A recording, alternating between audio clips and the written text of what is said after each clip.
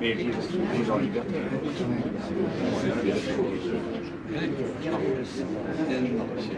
La thèse centrale, pour aller tout de suite à l'essentiel et dire d'où tu parles dans cet ouvrage, si tu veux bien, la thèse centrale de ce livre, qui commence avec Abby Warburg et qui se clôt avec Gauguin, la thèse centrale de ce livre, c'est que les primitivismes, dont l'histoire a été confondue avec celle des avant-gardes, eh bien, seraient les manifestations d'une pensée intensément critique de la modernité.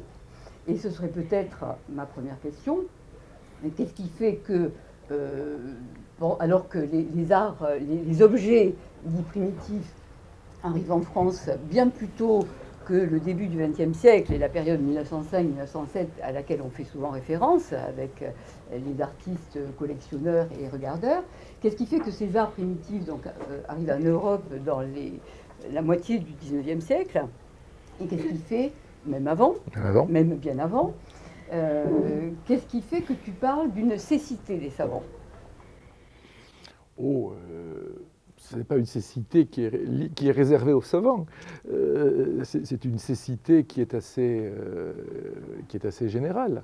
Ce que je pointe, c'est un phénomène qui est aisément observable, même au Muséum d'histoire naturelle de Toulouse.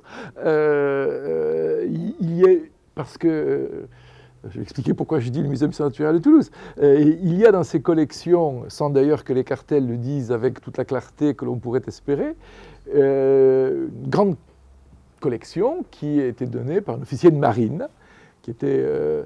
de Roquemorel. Et M. de Roquemorel avait... Ah bon ? Pourtant, d'habitude, on me reprochait plutôt de parler trop fort.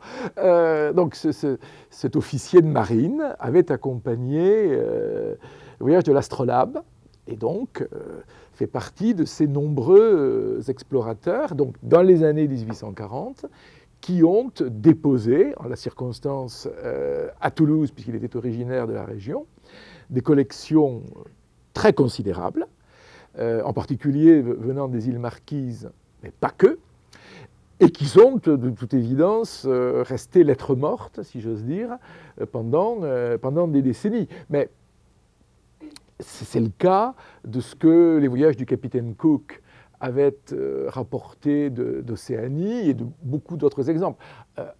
En fait, ce contre, dans un premier temps, je voulais réagir, c'était l'idée que, comme tu viens de le dire très justement, les choses auraient commencé à l'extrême fin du XIXe siècle ou au début du XXe siècle, et qu'on aurait à ce moment-là découvert les arts d'Afrique et d'Océanie.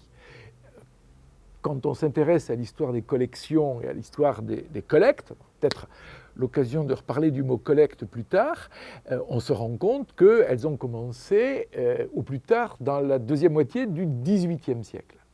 Et que des quantités considérables d'objets, j'ai employé le terme le plus neutre, parmi lesquels beaucoup très prestigieux, enfin, qui sont considérés aujourd'hui comme des objets ou des œuvres extrêmement prestigieuses, étaient disponibles au regard et donc ont été, comment pourrait-on dire, vus et pas vus à la fois. Bon, c'est un phénomène que l'histoire de l'art connaît bien. Le gothique était visible et n'a pas pour autant intéressé le XVIIIe siècle.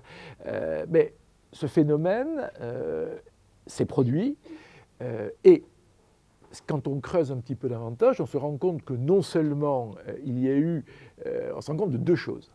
D'une part, qu'il y a eu un afflux considérable d'objets, à tel point que, pour prendre l'exemple de la Nouvelle-Guinée, au tout début du XXe siècle, les responsables d'un certain nombre de musées allemands demandent aux gouverneurs allemands de ce qui s'appelle à l'époque l'archipel du Nouveau Bismarck, etc., de leur envoyer des objets pour compléter leur collection.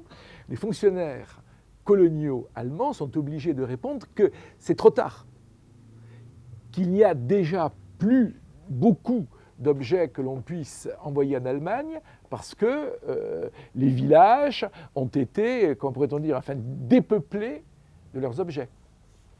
Bon, donc y a déjà cela.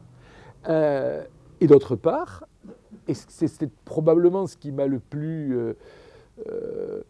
comment on peut dire, irrité dans une certaine manière de raconter l'histoire la fameuse exposition du MoMA en 1984, Primitivism. Primitivism est au singulier, et moi je le mets au pluriel, j'aurai peut-être l'occasion d'expliquer pourquoi. Et quand vous lisez le catalogue de Primitivism, donc en 1984, il y a une question qui n'est jamais abordée, qui est la question coloniale. Or, la question coloniale, elle est centrale. Elle est centrale pour au moins deux raisons. L'une qui est la raison matérielle, c'est que les artefacts d'Afrique et d'Océanie sont arrivés en Europe dans un processus qui est le processus de l'expansion des empires coloniaux, britanniques, français, belges, vous pourrez penser au Congo, allemands, puisque l'Allemagne n'a perdu ses colonies qu'après la défaite de 1918, et que donc, si les musées d'ethnographie étaient si riches, c'est parce qu'il y avait le processus colonial, premier point. Donc voilà, sans colonisation, si on caricature à l'extrême, sans colonisation, pas de demoiselle d'Avignon. Bon. Et d'autre part, évidemment, c'est une formule délibérément schématique.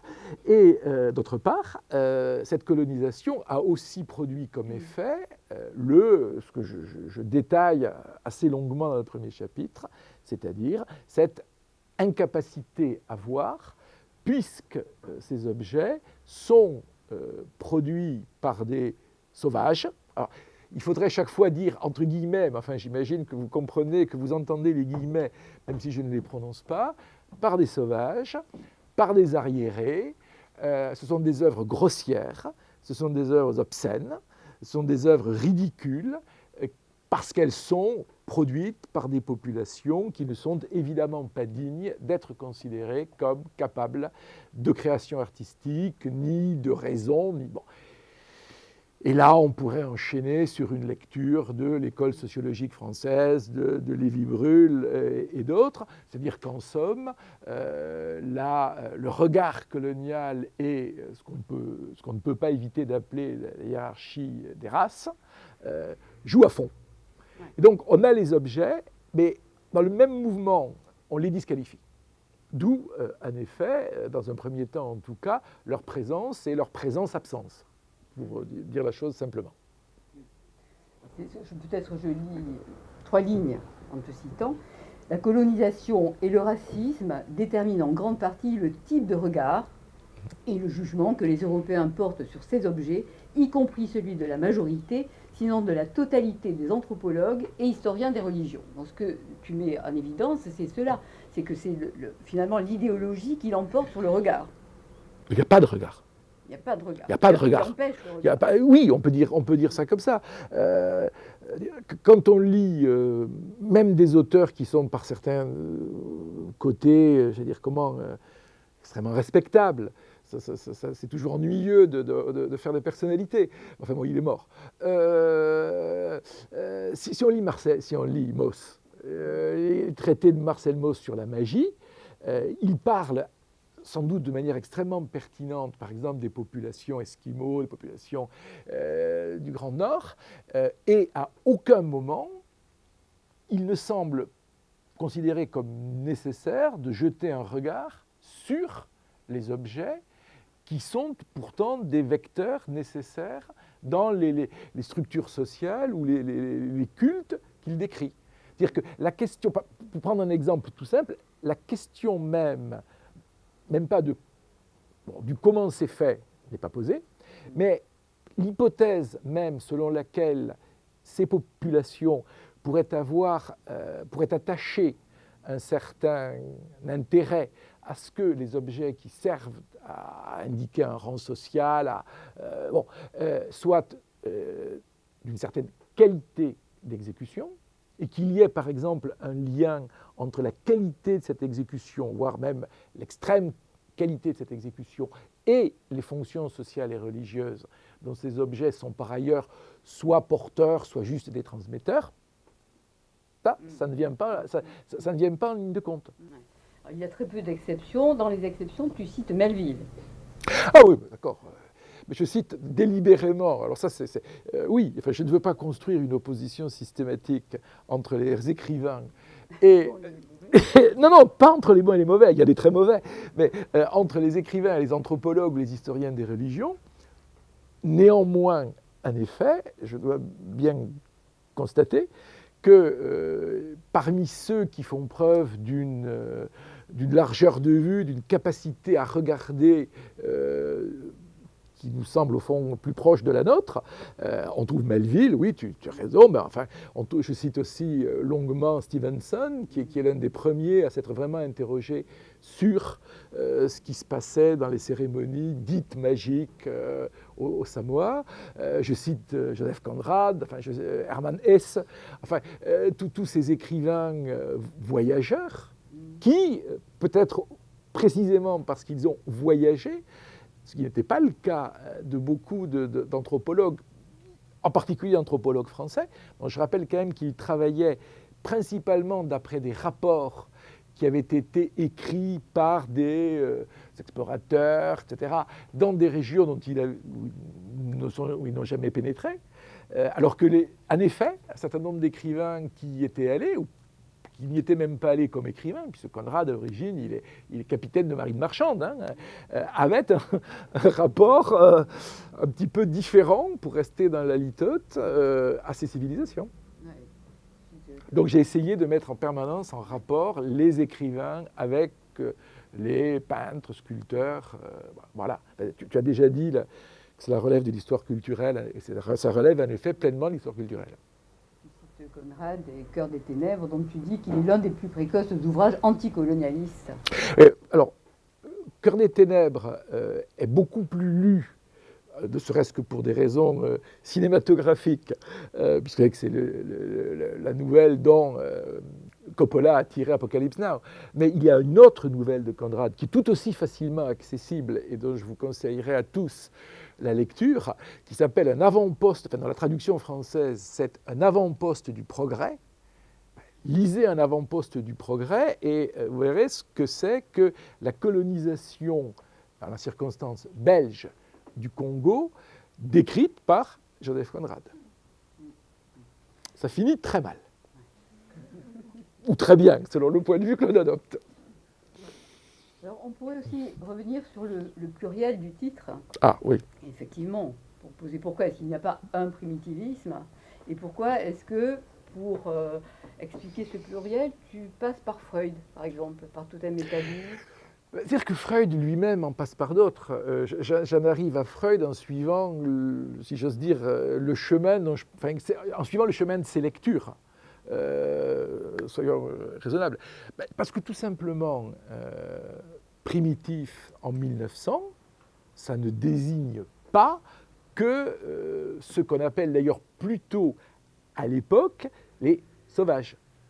C'est-à-dire qu'il y a par ailleurs une véritable obsession de la notion de primitif, qui est évidemment, à mon sens, indissociable de la construction de l'idée de moderne, puisque ça va en être la face cachée ou la face noire, et sont primitifs, donc, les insulaires océaniens ou les Indiens, d'ailleurs ceux des Pueblos du sud-ouest des États-Unis, aussi bien que ceux de la côte nord-ouest et d'autres, enfin ceux qui restent, ceux qui n'ont pas été déjà assassinés au cours de l'expansion des États-Unis, mais sont aussi des primitifs les enfants, puisqu'il y a cette idée constante que l'évolution de l'être humain doit être considérée comme le meilleur modèle pour comprendre l'évolution des civilisations.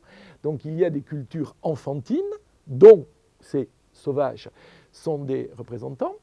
Donc dites-vous bien que chaque fois que, j'espère qu'on n'entend plus guère, mais la formule qui quand même a longtemps été un lieu commun à la langue française, selon laquelle les Africains sont de grands enfants, c'est non seulement insultant et stupide, mais ça s'inscrit dans une histoire qui est séculaire, hein, car ce sont des formules que j'ai trouvées donc très longtemps. Donc il y a les sauvages, les enfants, les fous, puisque eux aussi, évidemment, sont à un stade. Alors là, pardon, mais Sigmund Freud, lui aussi, s'efforce d'expliquer pourquoi, somme toute, la conception de ce qu'il appellera ensuite la toute-puissance des idées chez les névrosés est comparable à celle qu'il prête aux sauvages. Et puis, il y a un quatrième cas de figure qui est assez compliqué et qu'il est bien d'évoquer ici, particulièrement à la présence de deux de mes amis, qui sont les préhistoires, la préhistoire. Car qu'est-ce qu'on fait de ces fichus préhistoriques? Est-ce que, comme la chronologie y oblige, on doit les considérer comme les primitifs des primitifs?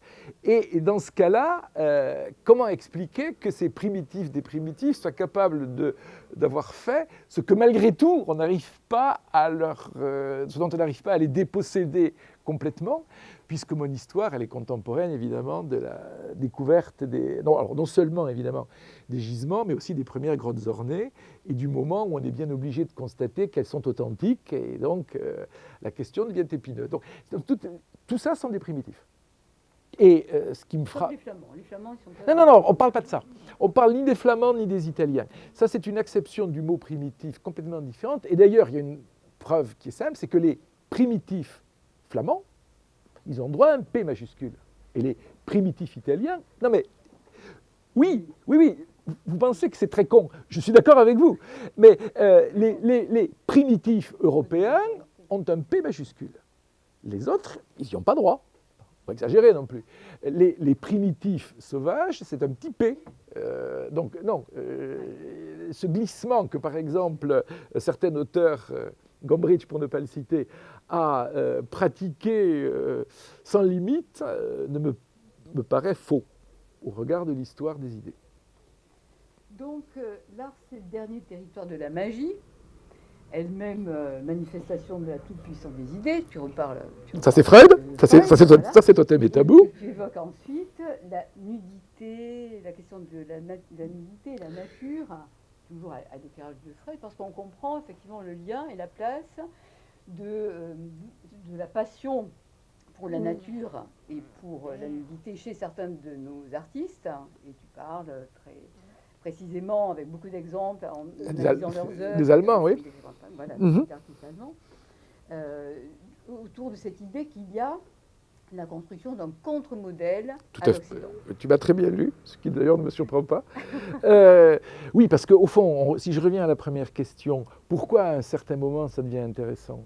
Et pourquoi ça devient visible alors que c'était présent sans être vu?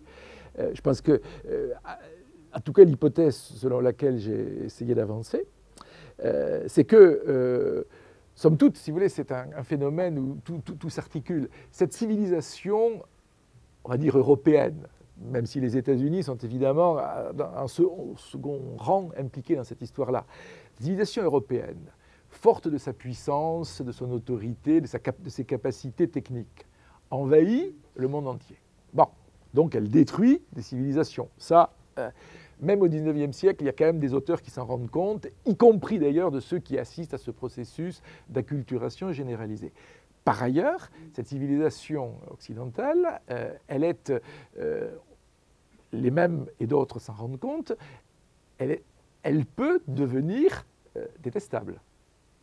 Et moi, je pense qu'il est important de dire que, par exemple, je parlais de lui tout à l'heure, Joseph Conrad est à la fois l'auteur d'Un avant-poste du progrès, et là le titre est à prendre au deuxième degré, ou de Cœur des ténèbres, et de romans dans lesquels il décrit la société britannique contemporaine comme une société en voie d'automatisation et de mécanisation.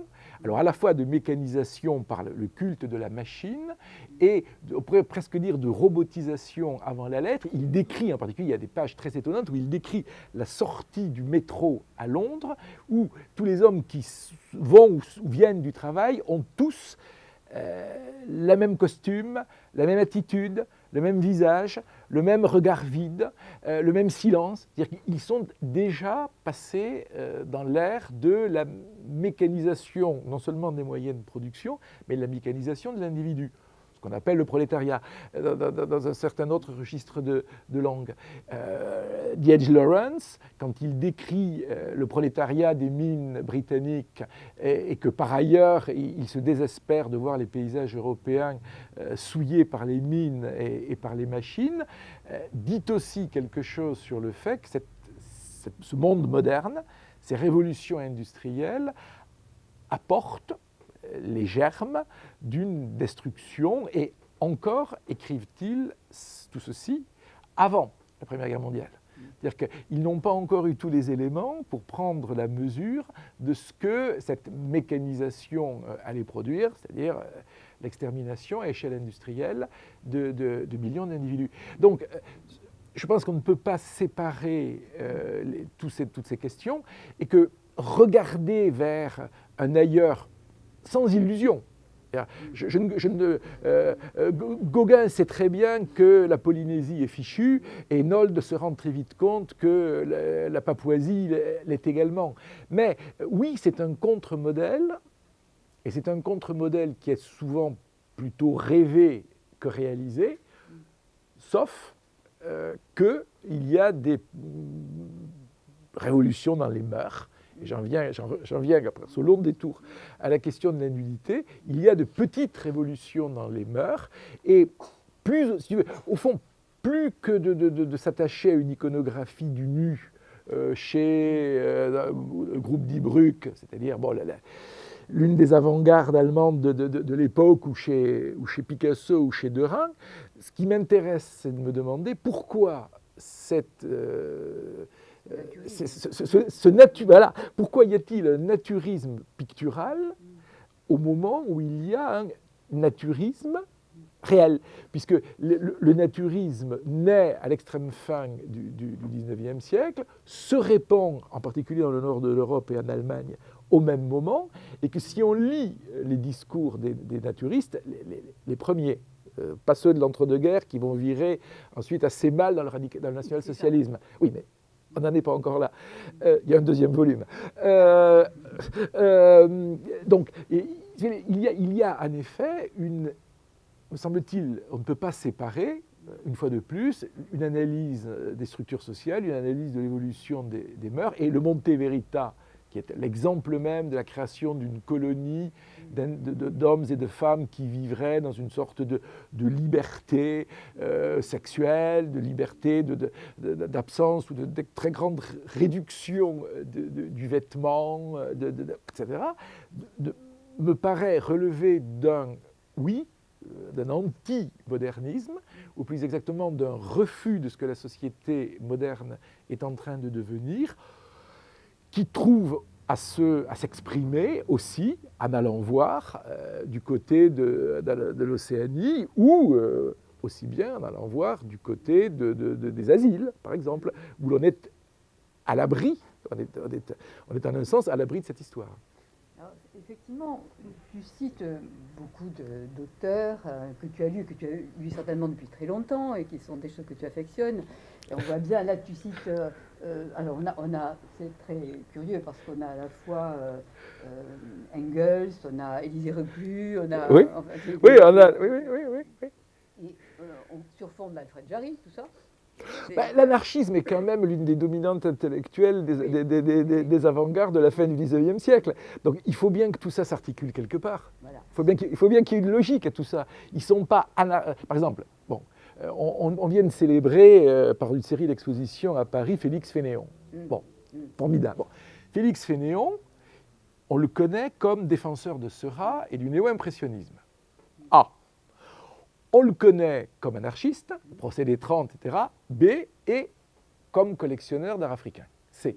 Et moi, je me demande juste pourquoi.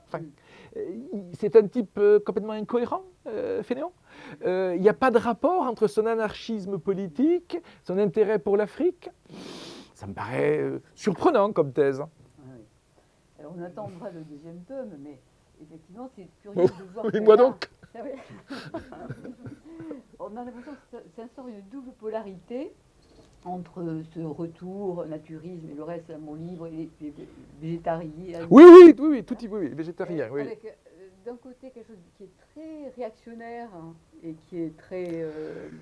voilà, et l'autre pôle. Et on sent bien que c'est ce qui va devenir l'écologie profonde, Oui. d'autres formes d'écologie aujourd'hui. On voit bien que ce sont là des Oui, prémices de oui. cette... Oui, je pense que un certain nombre des livres que j'ai lus, tu as cité Élisée Reclus, mais on pourrait en citer d'autres, il y a des passages d'Élisée Reclus, ou ce que je citais de Conrad, qui sonnent avec une particulière force aujourd'hui. Et on pourrait penser que, somme toute, nombre de ces auteurs ont perçu des menaces, et pour certains ont ressenti des angoisses, qu'il a fallu visiblement un très long trajet pour qu'elles deviennent enfin plus collectives. Ouais.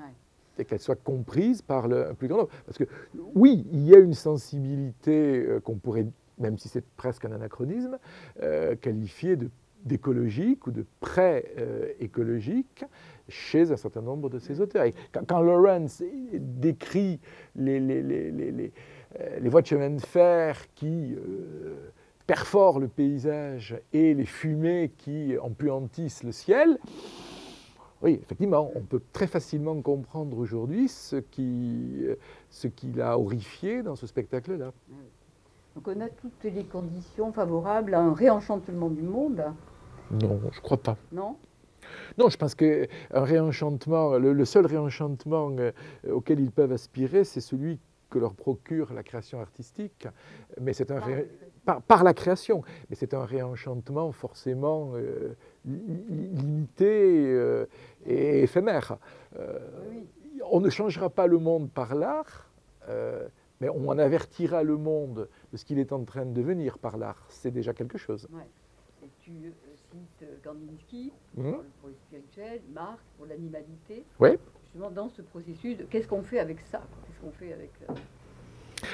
C'est toujours un petit peu la même histoire. Quand on lit ces auteurs et qu'on essaie de les faire sortir, somme toute, bon, allez, disons les choses grossièrement, d'une sorte de récit autorisé de l'histoire de l'art, qui a, je pense, encore aujourd'hui une force, une espèce de pesanteur très grande.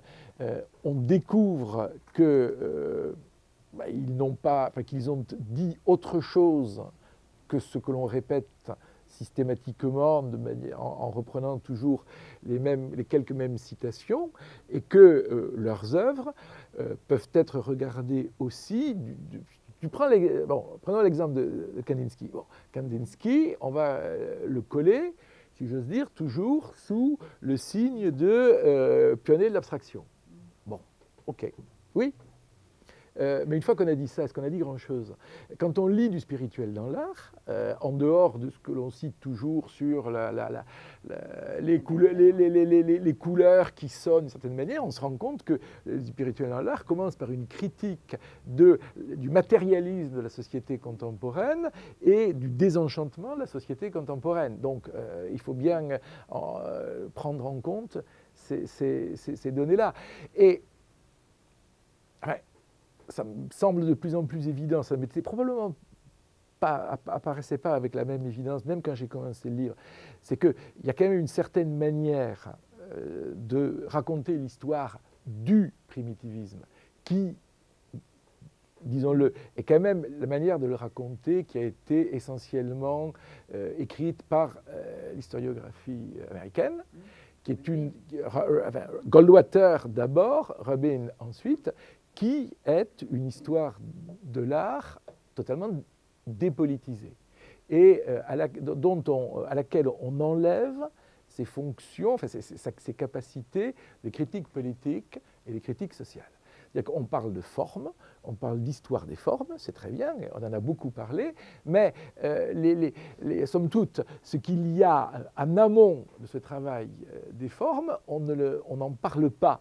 Et alors on peut se demander pourquoi. Est-ce que c'est gênant? Est-ce que dire une chose aussi simple qu'en effet, certains de ces artistes d'avant-garde étaient profondément hostiles au capitalisme, étaient profondément hostiles à un certain nombre de supposées valeurs de la modernité, est-ce que ça met mal à l'aise? J'ai l'impression que ça a mis un certain nombre de nos collègues américains très longtemps mal à l'aise. Voilà, donc je le dis sans aucune espèce d'acrimonie, mais je pense qu'il est grand temps de repolitiser l'histoire de l'art du XXe siècle, et pas seulement de la seconde moitié du XXe siècle. Et au passage, tu relis Les Demoiselles d'Avignon. Oui, une histoire de maladie vénérienne. Oui. Bah oui, ben voilà, je vais m'en tenir là, c'est une histoire de maladie vénérienne. Et là aussi, C'est ça.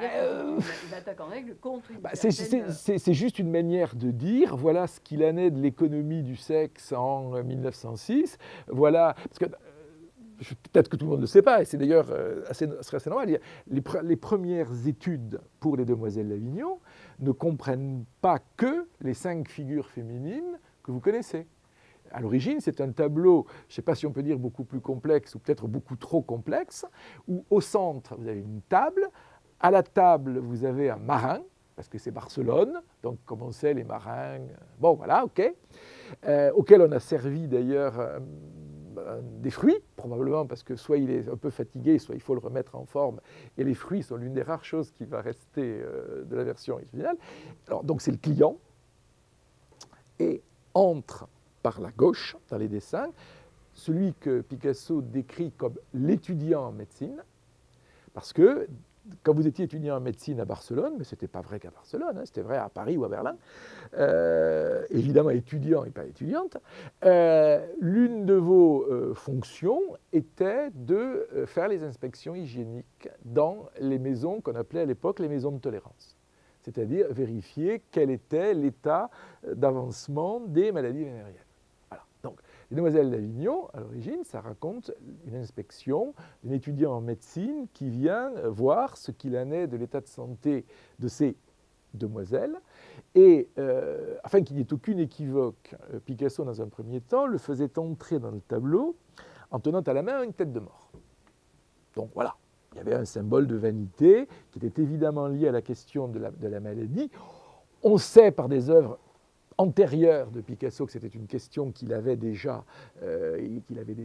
évoquée. On sait que lui-même avait un rapport à la maladie qui est un rapport névrotique extrêmement douloureux. Les Demoiselles d'Avignon, le sujet des Demoiselles d'Avignon, c'est pas de savoir si Picasso a vu 3 masques au musée du Trocadéro, que de toute façon il n'a pas pu voir parce qu'ils y sont arrivés dans l'entre-deux-guerres. Mais bon, à la limite, les aurait-il vus? La question, c'est de savoir pourquoi Picasso fait un tableau dont le sujet est ce dont on sait. Parce que ce que je vous dis là n'a absolument rien d'une révélation. Hein. Voilà, c'est juste attesté par des dessins. Mais oui, on préfère éviter ce chapitre de l'histoire. Donc je pars de l'idée que la transformation des visages auxquels Picasso se livre, et pas seulement les 2 visages des demoiselles au centre du tableau, une espèce de métamorphose quasiment monstrueuse, ce n'est pas un exercice formel. Picasso ne se dit pas juste, tiens, qu'est-ce que ça donnerait? Non, non.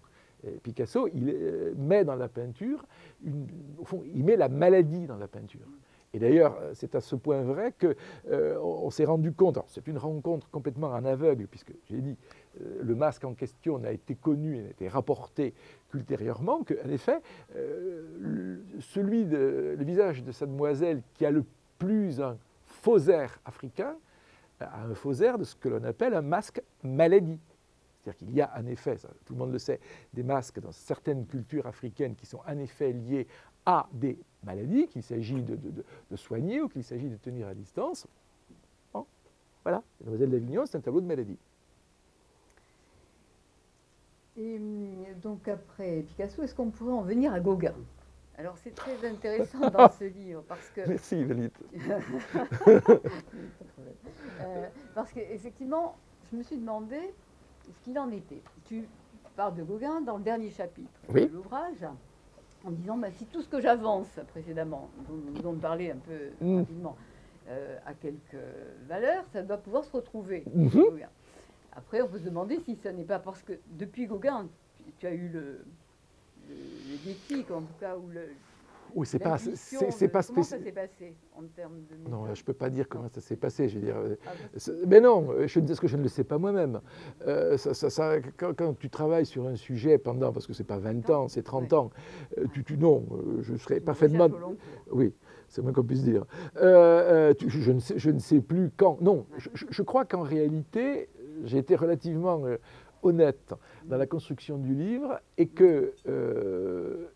je me suis rendu compte qu'il y avait, en particulier dans les écrits de Gauguin, ce que je pouvais, sous forme d'hypothèse, supposer y figurer, mais que l'hypothèse, elle vient plutôt de ma longue fréquentation précisément avec Picasso d'une part, et d'autre part avec les Allemands, parce que j'ai toujours été assez fâché que pour de mauvaises raisons, la peinture allemande du début du XXe siècle soit si mal connue en France et soit si peu exposée. Donc du coup, par esprit de contradiction, je suis allé la voir en Allemagne et j'ai découvert des choses qui étaient beaucoup plus intéressantes que ce que les historiens de l'art français disaient. Peut-être n'était-il pas allé la voir aussi.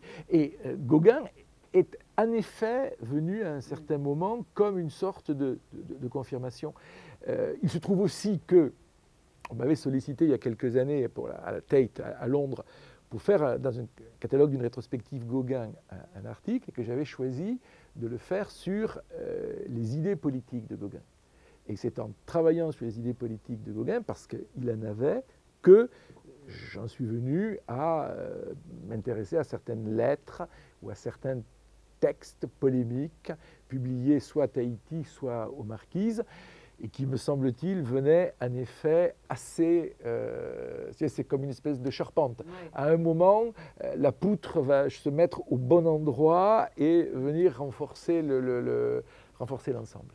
Mais c'est une lecture qui reste un peu marginale. On l'a vu dans certaines expositions récentes où cette partie-là est quand même assez négligée. C'est pas ce qui fonde le parti pris du concept de... Oui, bon, oui, mais ça ne me gêne pas. Être,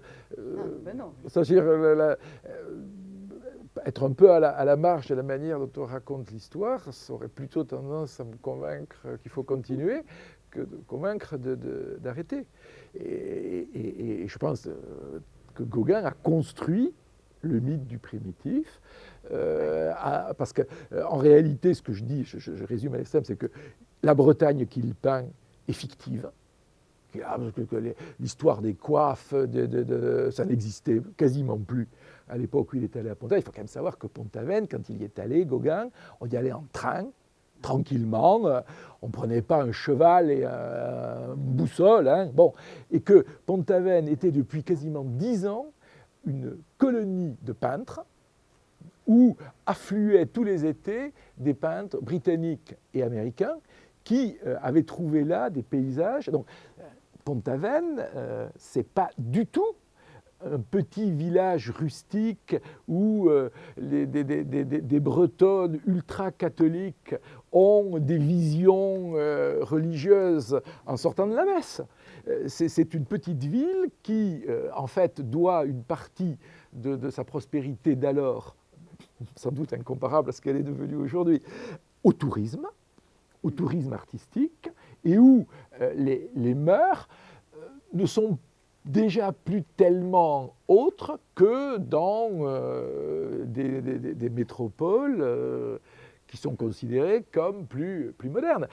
Il y a des Bretonnes de Pont-Aven, dont on sait très bien, mais il suffit de se reporter aux correspondances, qu'elles arrondissent leur fin de mois en posant nues pour les peintres.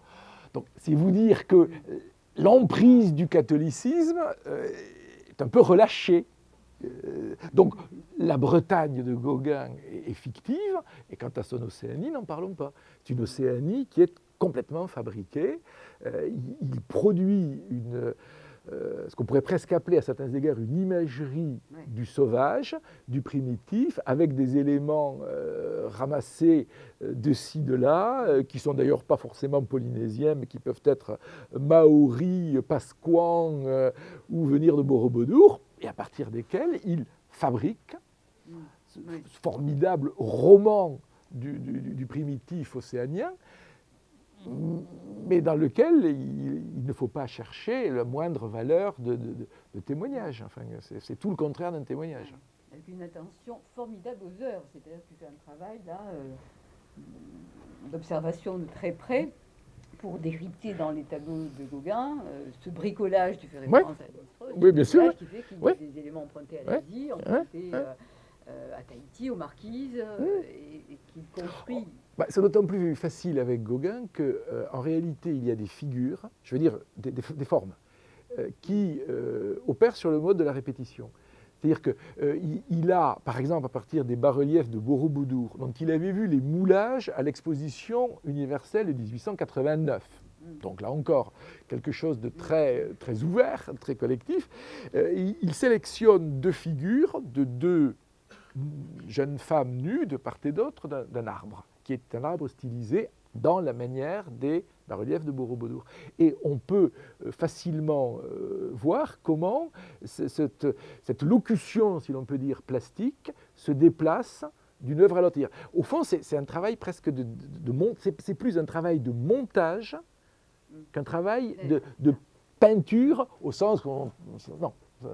Il prend des éléments, il est parti avec des photos, il est parti avec des documents, il a fait des dessins dans les musées, en particulier quand il s'est arrêté à Auckland, il a fait des croquis au musée d'Auckland, et à partir de tout cela, il a, mais il ne s'en cache pas vraiment. C'est plutôt le regard qu'on a porté ultérieurement sur son œuvre qui a été, au fond, piégé. Mais Gauguin lui-même ne se donne à aucun moment pour un primitif. Bon.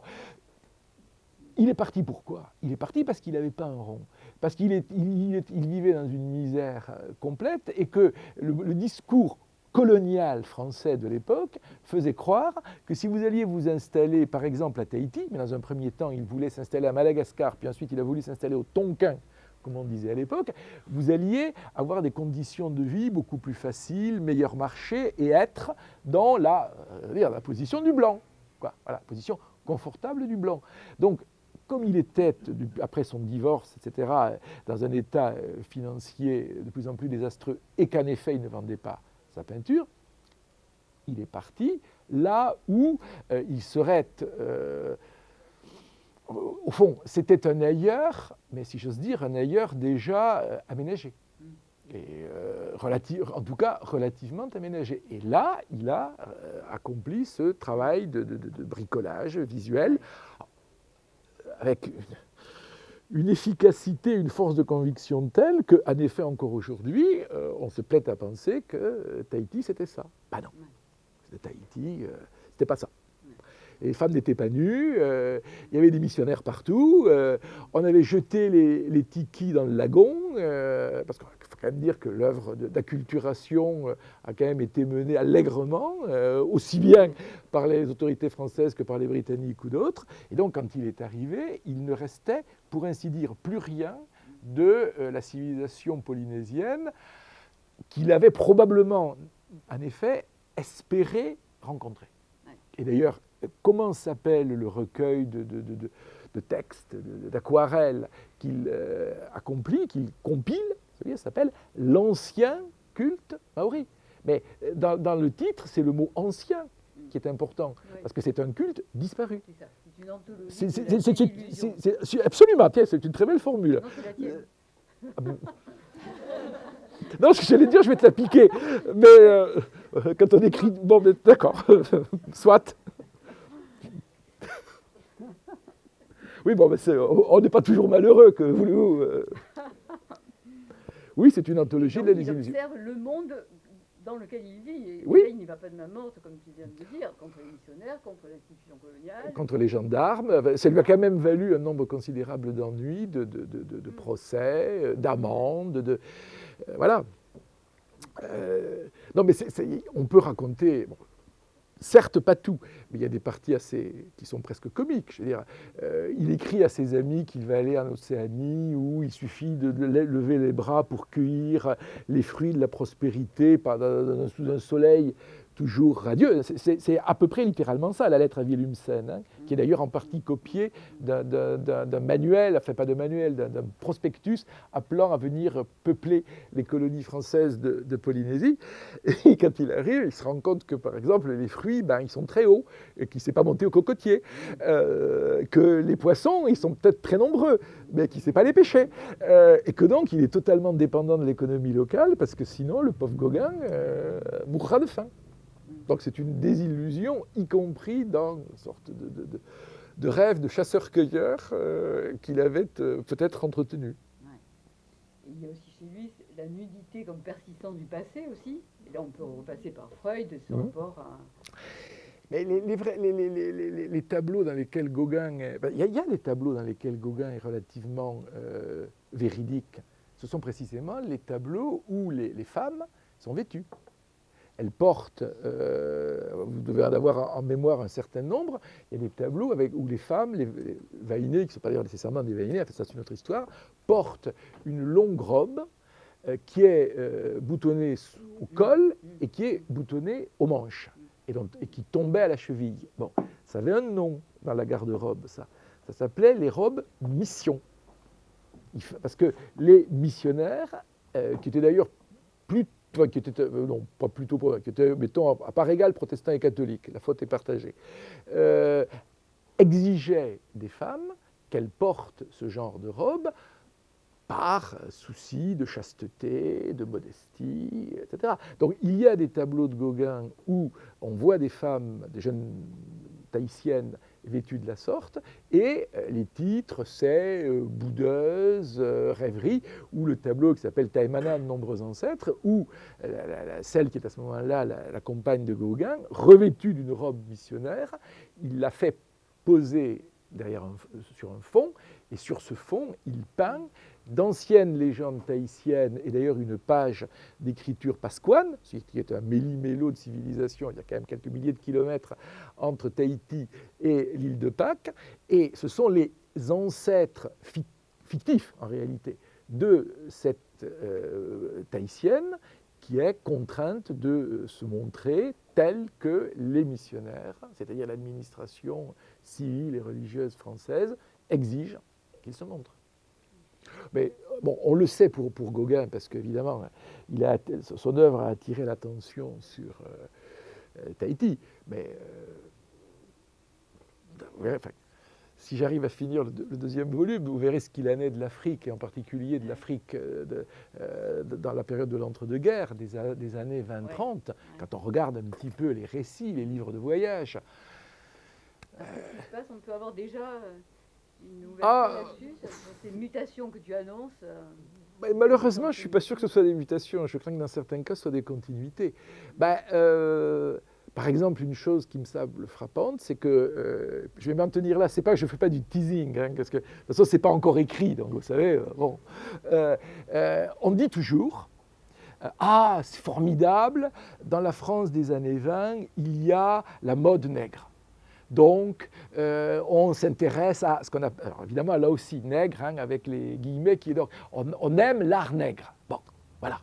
Alors, en fait, quand on regarde les textes d'un peu près, on se rend compte que cette supposée promotion d'un art qui n'est de toute façon en réalité que celui des colonies françaises, comme s'il n'y avait pas d'autre culture que celle qui bénéficie de l'influence civilisatrice de la Troisième République, que donc...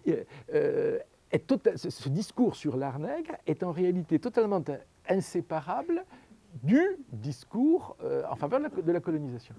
Oui. C'est-à-dire qu'à certains égards, quitte à choquer, on peut dire que la mode nègre, c'est un discours de propagande coloniale.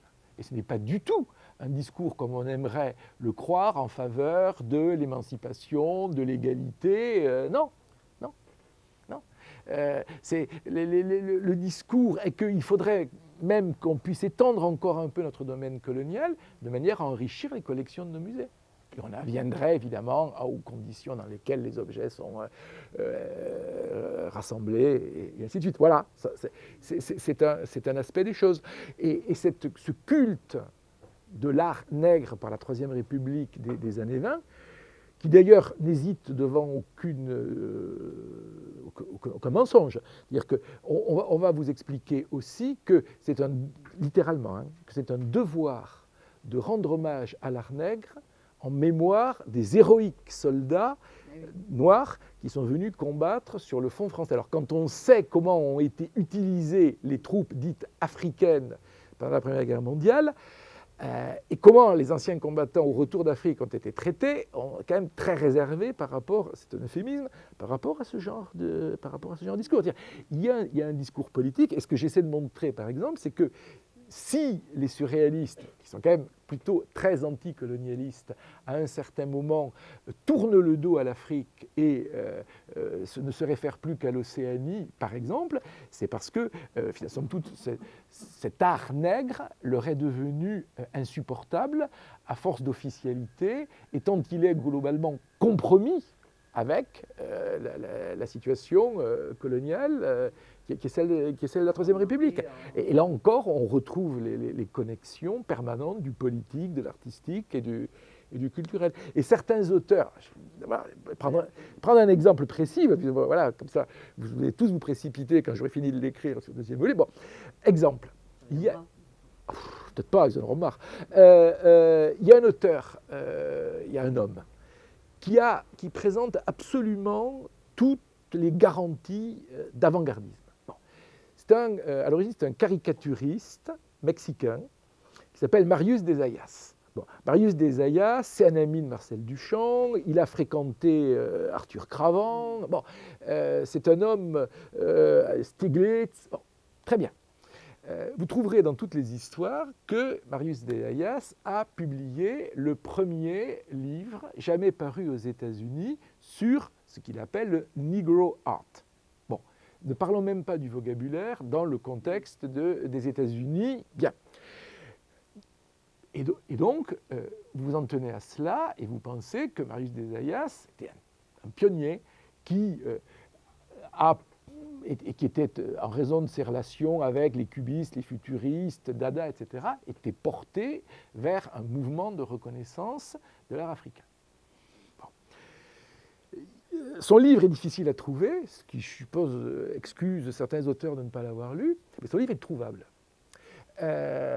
Son livre, c'est le pire, c'est le texte le plus abominablement raciste que j'ai jamais lu. Bon, c'est insupportable. Bon.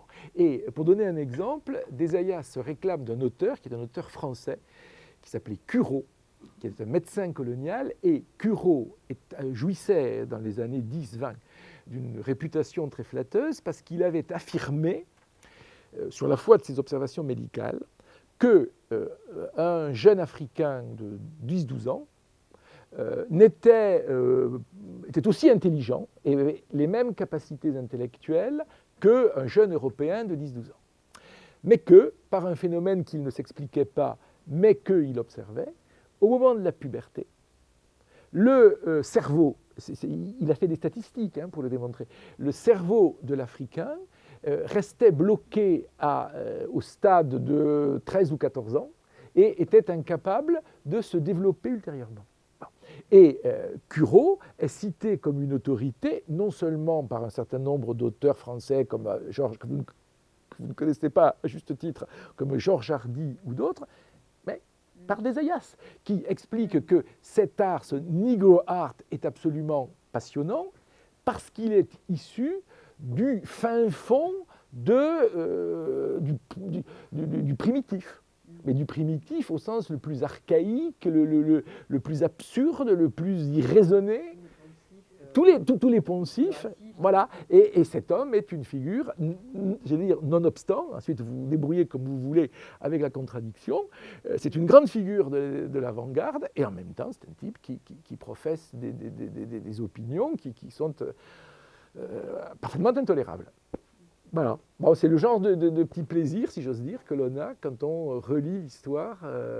Tu sais, bon, si vous lisez Magie noire de Paul Morand, vous ne serez pas déçu du voyage non plus. Hein. Bon, grand auteur de l'Académie française. Bon.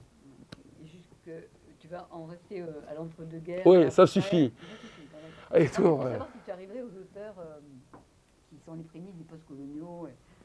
non, écoute, vu la dimension que ça prend, et je suis tout seul quand même, hein, je tiens à le dire, vu la taille que ça prend et la bonne volonté de mon éditeur, mais enfin, voilà, les éditeurs aussi se lassent, je pense qu'on va s'en tenir à 2 volumes. Aussi pour ma santé. Non. Puis je pense aussi sérieusement qu'à partir du moment où les primitivismes sont historicisés, par Goldwater et d'autres, la question ne se pose plus tout à fait dans les mêmes termes. Et donc je pense qu'on va finir là-dessus, et puis on verra plus tard.